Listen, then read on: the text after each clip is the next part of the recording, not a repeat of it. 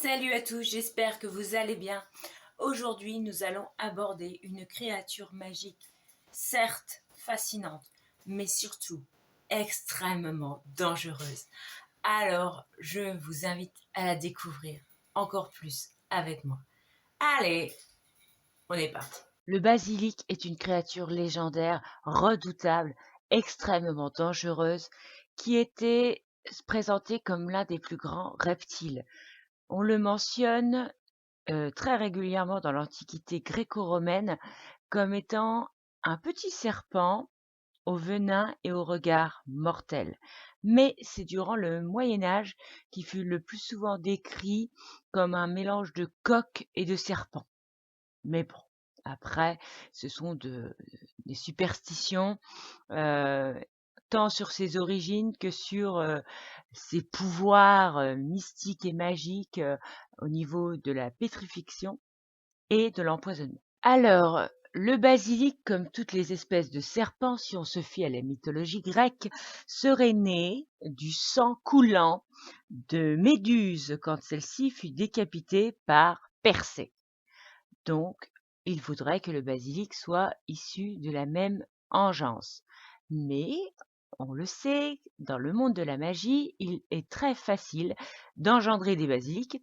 Il suffit de prendre un œuf de poule et de le faire couver par un crapaud. Le grand philosophe Aristote, qui était le précepteur d'Alexandre le Grand, lui disait que les basilics était parfait pour donner la mort, mais qu'il y avait un moyen de leur rendre l'appareil, c'était de leur présenter un miroir poli. Ce miroir, avec la réversion de son regard, allait tout simplement le pétrifier. C'est d'ailleurs pour cette raison que Alexandre le Grand, avant de partir en conquête des Indes, il s'était fait faire un bouclier de verre poli, pour, se protéger, au cas où il rencontrerait des basilics. Mais après, on le sait, c'est pas tellement comme ça que ça fonctionne, et Alexandre le Grand lui-même, par beaucoup de choses, va revenir sur certaines choses que lui a apprises Aristote dans son enfance. Leur apparence est très facilement reconnaissable. Pourquoi? Parce que rien que les sorciers en eux-mêmes et même dans les légendes mythologiques, il était surnommé le roi des serpents à cause de sa taille gigantesque qui pouvait atteindre jusqu'à environ 15 mètres. Il est extrêmement dangereux, c'est bien pour ça que le ministère de la Magie lui a mis comme classification 5 étoiles, le maximum. La peau du basilic est vert brillant, et comme tous les serpents, il a une mue. Donc c'est-à-dire que sa peau se renouvelle pour, que si jamais il a été blessé ou s'il y a des écailles qui sont potentiellement abîmées, comme tous les serpents, ils ont une mue et après celle-ci, il se retrouve avec une peau neuve, comme on dit. Son alimentation est en général des oiseaux ou des mammifères. Hem, alors, que pouvons-nous dire sur le basilic en particulier? Il a un regard qui tue. Ses yeux sont d'un jaune brillant et le simple contact avec ce regard, à même les yeux, entendons-nous bien, est mortel. Mais si on le croise son regard par le reflet d'un miroir ou le reflet d'un appareil photo ou d'un fantôme, et là, c'est pas la même chose, on se fait pétrifier. Et comme tous les serpents dans le monde de Harry Potter, il parle fourche-langue.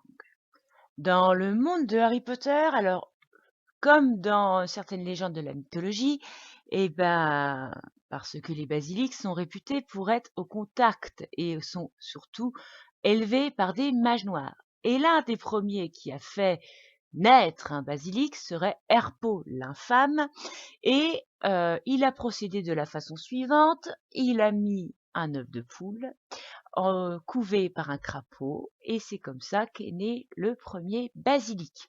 On peut différencier les mâles des femelles par une façon très simple, c'est que le mâle a au-dessus de la tête des plumes de couleur rouge vif et Herpo l'infâme, lui-même, puisqu'il parlait fourche-langue également, et ben, avait une assez grande facilité avec son basilic. Quoique, attention, le basilic, ce n'est pas parce que l'on parle fourche-langue qu'il est domestiqué à 100%. C'est un animal qui restera toujours imprévisible et qui peut être un danger pour les autres, mais également pour leur créateur. Herpo l'infâme est également connu pour avoir été le premier sorcier à avoir créé un Horcrux, en plus du premier basilic qui a été dressé. Et ce qui est assez drôle, c'est que vu que ce sorcier a vécu pendant l'Antiquité grecque, et qu'on sait grâce à sa mythologie que le basilic tirerait ses racines de la mythologie grecque. Ce qui fait également l'extrême dangerosité des basilics, hormis son regard, c'est ses crochets, parce qu'il a un venin extrêmement létal.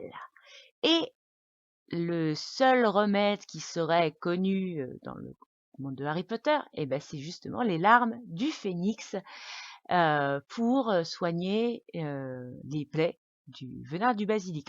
Et le venin du basilic est tellement une substance puissante qu'elle est capable de détruire les Horcruxes. Alors, dans la chambre des secrets, on voit que Harry va détruire le journal de Tom Jedusor, ne sachant pas que c'était un Horcrux. Mais tous les Horcruxes suivants vont se faire détruire par soit par l'épée de Godric Gryffondor, car celui-ci ayant été fait par des gobelins, sa lame n'absorbe que ce qui la renforce. Donc, elle est imprégnée du venin du basilic après que Harry l'ait tué avec. Et sinon, avec des crochets du cadavre du basilic que Ron et Hermione vont aller chercher donc dans le tome 7 et film 7, les reliques de la mort, dans la chambre, pendant que Harry, il va, entre guillemets, distraire Voldemort. Et Nagini, par la même occasion. C'est quand même assez ironique. L'autre fois, je vous disais, dans la vidéo sur les phénix, que c'était ironique que Lord Voldemort ait dans sa baguette la plume du phénix de l'homme qui lui fait le plus peur.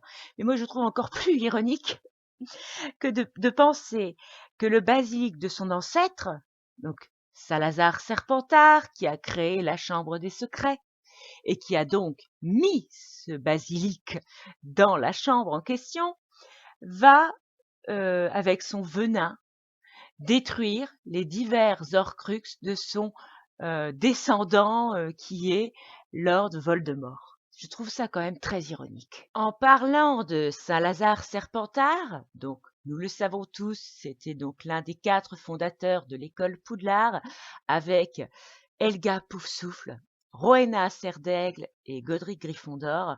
Et dans les romans, par rapport au film, il y a une différence par rapport à comment est racontée la création de cette chambre des secrets.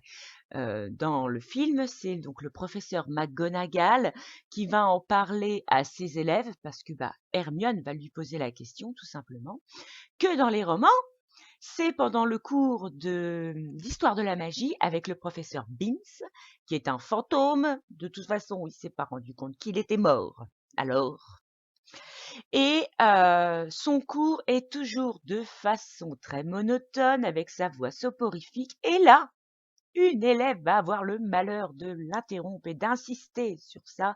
C'est bien sûr Hermione Granger. Et il va se sentir, bien sûr, obligé de répondre à la question de son élève tellement elle est insistante. Et ça l'agace à un point, parce qu'il ne rêve que d'une chose, c'est de retourner à son programme, même s'il est ennuyeux comme la pluie.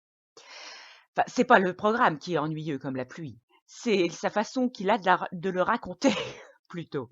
Et donc c'est lui qui va raconter donc l'histoire de la chambre, comment elle a été créée, etc. et pour quelles raisons. C'est-à-dire débarrasser l'école des Némoldus, parce que Salazar Serpentard pensait que l'école de Poudlard devait être ouverte aux seuls élèves de familles de sorciers, c'est-à-dire au sang pur. Et donc, on découvre aussi dans ce film et roman que cette chambre a été déjà ouverte 50 ans auparavant, par nul autre que Tom Jedusor, et il va faire accuser à sa place Hagrid par le biais d'Aragorg, parce que une élève va se faire tuer par le basilic, qui n'est autre que Mimi Géniard, qui va d'ailleurs hanter par la suite le château en restant dans les toilettes des filles du 2e étage, et c'est là, en plus, que se trouve l'ouverture de la chambre des secrets. Alors ça aussi, c'est pas mal ironique de penser que dans tout ce roman, eh ben, Ron, Hermione et Harry, ils vont préparer le polynectar dans ces toilettes. Ils vont mettre pas mal de choses en place dans cette pièce. Et l'ouverture de la chambre est justement là. C'est quand même assez ironique. Ils ont fait toute une enquête, très bien menée d'ailleurs, mais ils étaient à 2 doigts de découvrir le poteau rose s'ils avaient tourné la tête, quoi. Donc c'est vrai que c'est pas mal. Ce roman nous montre également déjà l'apparition de Lucius Malfoy, le père de Drago. Ça nous montre également son double jeu, son début de manipulation, parce que on le sait dans ce roman, c'est Ginny qui va agir sous un état second, sous l'influence du journal, parce qu'elle écrit dedans toutes ses pensées, etc. Et ce journal étant un Horcrux et étant imprégné du souvenir de Tom Jedusor quand il avait 16 ans, il va manipuler celle-ci pour qu'elle agisse comme un zombie. C'est elle qui va ouvrir la chambre sous l'influence de Tom Jedusor. C'est elle également qui va lâcher donc le basilic. C'est elle qui va faire, malheureusement, vu que le basilic est lâché, qui va causer diverses agressions dans l'école. La première, c'est celle de Mystaigne, la chatte d'Argus Rusard, le concierge de l'école.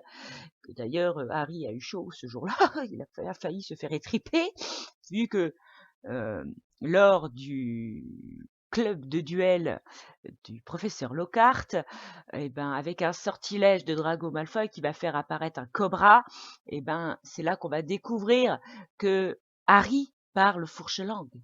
Et dans les romans, par rapport au film, il y a aussi une autre différence.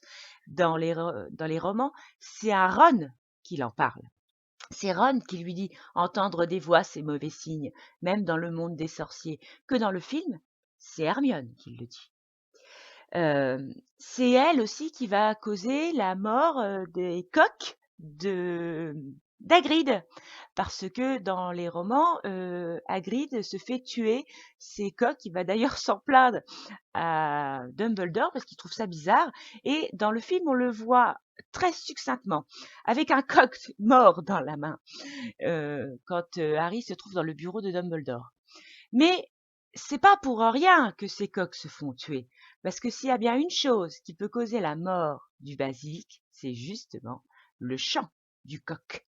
On voit aussi que les origines du fait que Hagrid s'est fait renvoyer de l'école dans ce roman, parce que vu que Tom Jedusor, pour se couvrir suite à la mort de Mimi Géniard, va faire accuser Hagrid à sa place, vu qu'il a dans une boîte Aragorg, et que il va faire croire que c'est donc Aragog qui a tué Mimi Géniard au lieu du basilic. Et c'est ça qui va faire que Hagrid va se faire renvoyer et se faire casser sa baguette, même si Dumbledore le dit bien. Ce n'est pas Hagrid. Il est persuadé, Dumbledore, que c'est bien Tom Jedusor qui est derrière tout ça, parce que déjà à cette époque-là, il sentait la malfaisance qu'il y avait dans ce jeune homme. Il s'en méfiait comme la peste. Et qu'est-ce qu'il pouvait dire au professeur Tippett, qui lui était en adoration devant ce jeune homme, de s'en méfier. Mais le charme de ce jeune homme était impossible à maîtriser. C'est quand même assez ironique, ça aussi. Ça nous montre aussi également ce livre et film par rapport à Aragorg, que les acromantules, vu que c'en est une, ont la peur bleue des basiliques et que quand celui-ci était dans sa caisse, ça c'est plus précisé dans les romans, il suppliait Hagrid de le laisser sortir quand il entendait le basilic se balader dans les tuyaux de l'école en fait. Et bien évidemment, qui dit la chambre des secrets dit le professeur Lockhart. Et celui-ci va tellement se vanter qu'il sait où est l'ouverture de la chambre, qu'il n'aurait aucun mal à maîtriser ce basilic, qu'il est le seul à pouvoir le tuer, qu'il va se faire donner la mission de retrouver Ginny Weasley quand celle-ci va se faire kidnapper dans la chambre. Et là, il va se dire, j'aurais mieux fait de tourner ma langue 7 fois dans ma bouche avant de parler, et qu'en voulant s'enfuir, il va avoir un autre pépin. C'est que Harry et Ron, ils vont l'embarquer avec eux, et que, en voulant dans la chambre menacer Harry, il va prendre malencontreusement la baguette de Ron qui a été cassée par le seul cogneur et le sort va se retourner contre lui et c'est lui qui va se faire oublietter. Voilà. Les diverses agressions qu'il y a eu, hormis Miss Teigne dans la chambre, donc par le biais de la chambre, c'est donc Pénélope Dauclair. Il y a eu également Colin Creevy par le biais de l'appareil photo. Et alors, il y a eu aussi donc Hermione avec son miroir qu'elle a utilisé dans un angle de mur.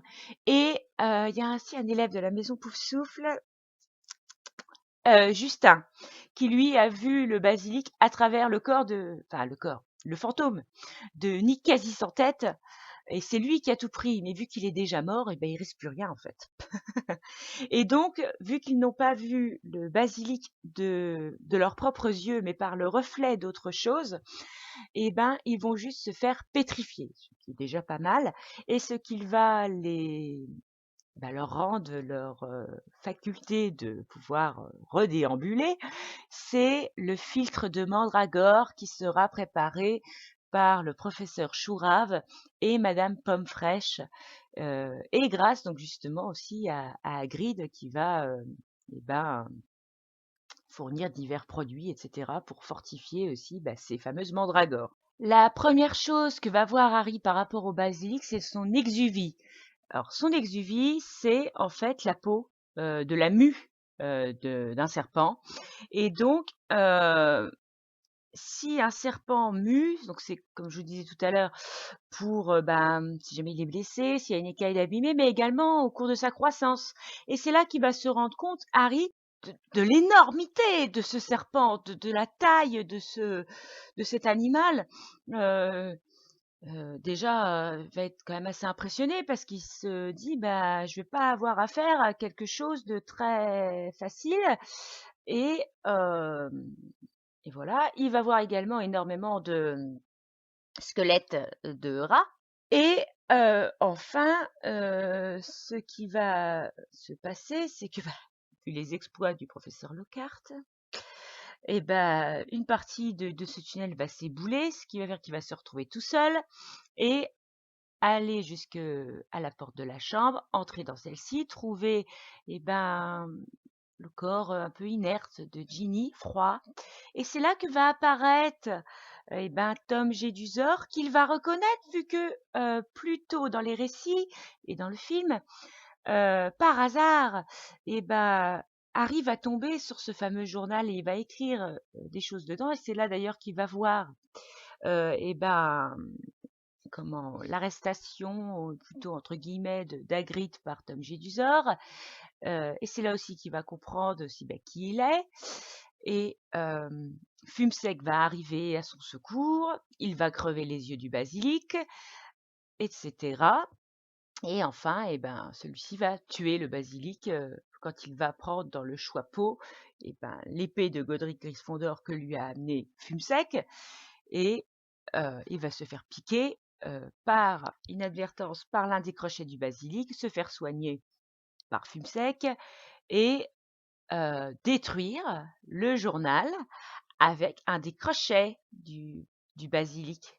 celui en fait qui s'était planté dans son bras, tout simplement. Quand ils vont revenir à l'école, enfin, ils y sont déjà, mais au sein même de voilà, de l'école, dans les murs, pas dans les sous-sols. Et ben, ils vont être accueillis par Albus Dumbledore, qui avait dû, à cause de Lucius Malfoy, quitter son poste momentanément de directeur de l'école, parce qu'il avait menacé Lucius Malfoy tout simplement le conseil d'administration, hein, voilà. Et donc ils vont recevoir une distinction comme service rendu à l'école. Lucius Malfoy va débarquer, il va être surpris de voir le retour de Dumbledore. C'est là qu'on va revoir aussi Dobby. Ah, Dobby, qu'est-ce qu'il en a fait voir à Harry pendant ce roman, ce film. C'était pour son bien. Bon, on peut lui pardonner, quoique. Et voilà, c'est ça que ça va nous montrer aussi, c'est que l'idiotie de Lucius Malfoy à vouloir se couvrir, à mettre le journal, ne sachant pas ce que c'est dans le chaudron de Ginny Weasley, et ben ça va engendrer qu'un premier Horcrux va être détruit et que le basilic va se faire tuer. Il a quand même le palmarès de la connerie ambulante, celui-là. Ça commence déjà. Et s'il y a un animal qui porte le nom de basilic, c'est une espèce de lézard qui vit dans les forêts tropicales. Et on peut également en trouver dans notre cuisine, vu que c'est également un aromate. Voilà à peu près tout ce que j'ai pu réunir sur cette créature qui est le basilic entre sa mythologie et le monde de Harry Potter. Et si dans le côté un petit peu mythologique, etc., vous voulez creuser encore un peu, je vous laisse le faire avec joie. J'espère que cette vidéo vous a plu. Pensez à liker, à commenter et à vous abonner. Salut!